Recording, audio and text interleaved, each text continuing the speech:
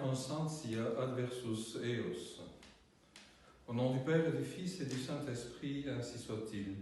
Mes bien chers frères, du livre de la sagesse dont nous avons un extrait dans le commun de la messe de ce jour, les justes se lèveront avec une grande assurance contre ceux qui les auront mis dans l'angoisse, et voilà qu'ils ont compté parmi les fils de Dieu. Chers amis, saint fidèle est compté parmi ces fils de Dieu. Il partage avec les autres saints et les autres martyrs la gloire divine. Marc Roy est né au milieu du XVIe siècle dans le sud de l'Allemagne. Après des études chez les jésuites, il prit ses grades de philosophie ainsi que ceux de droit civil et ecclésiastique. Par la suite, comme cela était l'usage, avec 3 autres jeunes nobles souabes, il voyagea en Italie, en France et en Espagne. Et durant les 6 ans de ce voyage, il restera fidèle à ses résolutions et donnera de grands exemples de vertu, attentif à soulager les malades dans les hôpitaux, à visiter les églises, à donner aux pauvres jusqu'à ses propres habits. Et déjà, sa piété était toute remise aux mains de la Sainte Vierge, dont il méditait longuement les mystères. Au retour de ce voyage, il alla se perfectionner dans la connaissance des lois et se préparer à la profession d'avocat. Docteur utriusque iuris en 1611, il fut nommé avocat conseiller à la Cour de justice d'Autriche. Mais en 1612, il renonça au barreau et fut ordonné prêtre à Constance. Moins d'1 mois après, il entra chez les Capucins où il reçut le nom de fidèle. Ayant parfait ses études ecclésiastiques, à partir de 1617, il fut un prédicateur prestigieux, tout en remplissant au sein de son ordre les fonctions de gardien, c'est-à-dire de supérieur. Il déploya une intense activité parmi les catholiques de ces régions menacées par le protestantisme, surtout aux environs de Coire. À partir de 1622, il prit la tête des Capucins envoyés en mission dans les Grisons, où sa prédication fit de telles merveilles que les calvinistes résolurent de le tuer. Invité à prêcher dans une église de ce diocèse le 24 avril 1622, il célébra la messe et, après avoir donné une instruction, fut assassiné à coups d'épée. Son martyre, qu'il appelait de ses vœux dans sa mariale prière, était ainsi consommé. Parmi ces écrits qu'il a produits et qui nous sont parvenus, nous avons les Exercitia Spiritualia, qui sont un recueil de prières et d'exercices de piété dont il usait et qui furent découverts qu'après sa mort, et qui, parce qu'ils étaient d'un grand manuel préféré de la formation spirituelle des Capucins, fut traduit dans toutes les langues européennes au XVIIIe siècle. Après de nombreux miracles, Fidèle de Sigmaringen fut béatifié le 12 mars 1729 par le pape Benoît XIII et le 29 juin 1946, il fut canonisé par le pape Benoît XIV. Ce même pape Benoît XIV souligne dans le testament spirituel de Saint Fidèle: « Ô foi catholique, comme vous êtes ferme, comme vous êtes inébranlable, bien enraciné, bien fondé sur la pierre solide. Dès le commencement, le monde entier vous a contredite, mais vous avez triomphé de tous par votre grande puissance.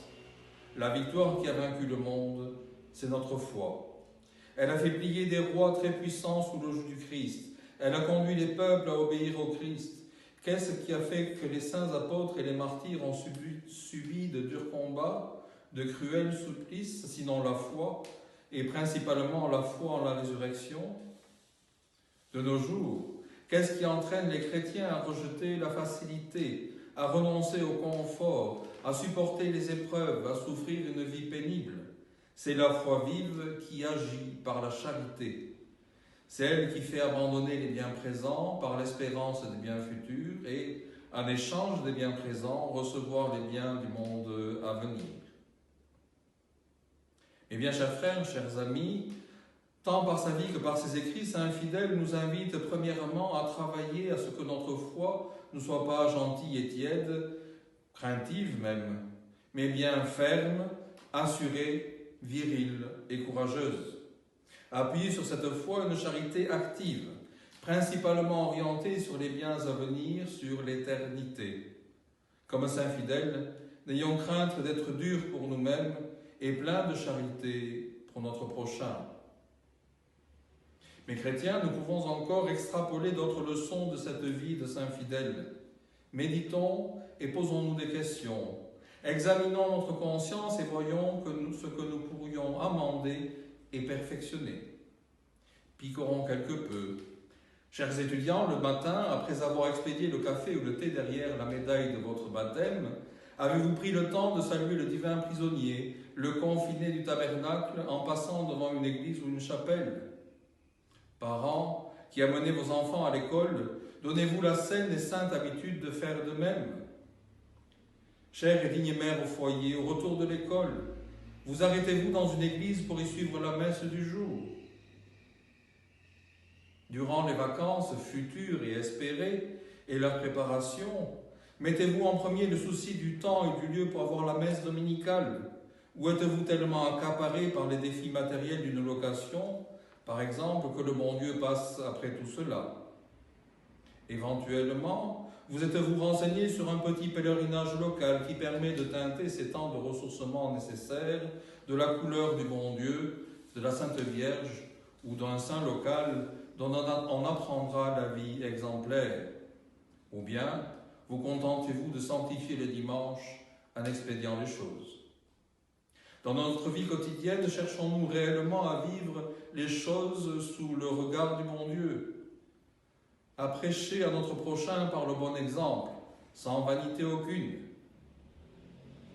Mes frères, profitons de ce temps que Dieu nous accorde pour remettre les pendules à l'heure, pour remettre notre âme dans les mains glorieusement transpercées de notre Seigneur.